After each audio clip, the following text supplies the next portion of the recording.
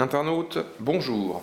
Présentation du boîtier Tormax Giant du constructeur Enermax, une solution au format moyen tour adressée en priorité pour les gamers, puisqu'on a un système de refroidissement assez musclé avec du 180 mm à l'avant et en latéral.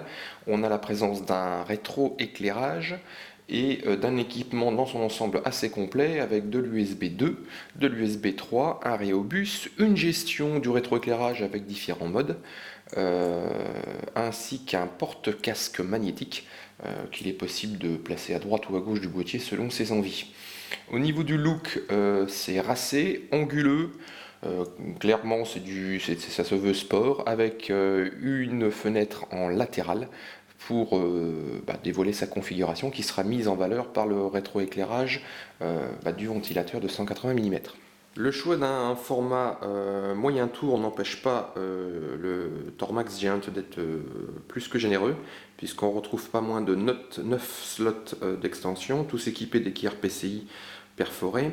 On a également plusieurs ouvertures pour le passage de tuyaux de water cooling externe, une alimentation qui est positionnée sur le bas, et un troisième ventilateur de 120 mm, cette fois-ci placé à l'arrière en position d'extraction. On peut également observer la présence d'une poignée pour profite de son choix d'un look sport pour proposer un panneau latéral embouti. Le choix est fait de telle manière que l'utilisateur a davantage d'espace pour le rangement des câbles et a également, lorsqu'on regarde le boîtier en face avant, un aspect un peu plus large, un peu à l'image de certaines voitures de sport où les ailes sont déportées sur l'extérieur. La face avant, comme nous le disions, utilise du plastique et du métal mesh avec un ensemble assez convaincant et comme vous pouvez le voir aussi avec un look plutôt agressif.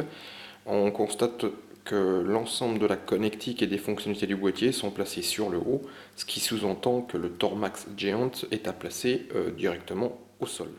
Le panneau de commande dispose donc de 2 ports USB 3, 4 ports USB 2, les classiques jack audio micro casque, ainsi qu'un ensemble de boutons correspondant au bouton power, reset, au bouton de gestion de la ventilation, donc plus et moins, avec un petit système de LED pour savoir à quel niveau le boîtier est paramétré, et un bouton central correspondant au choix du rétroéclairage, et là encore il y a 4 modes proposés par Enermax. Si nous devions donc résumer, le Tormax Giant est un boîtier moyen tour, ce qui ne l'empêche pas d'être très généreux avec pas moins de 9 slots d'extension. Son système de refroidissement est basé sur 2 ventilateurs de 180 placés à l'avant et en latéral et un 120 à l'arrière en extraction. Il s'équipe de ports USB 3, de ports USB 2 ainsi que des classiques jack audio.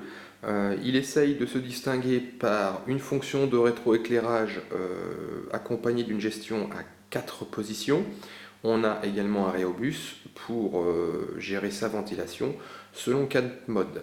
On se propose de vous retrouver sur le site pour le test complet afin de voir en détail ses caractéristiques, sa compatibilité et aussi le mettre à l'épreuve, c'est-à-dire connaître ses facultés en termes de refroidissement mais également en nuisance sonore. A tout de suite.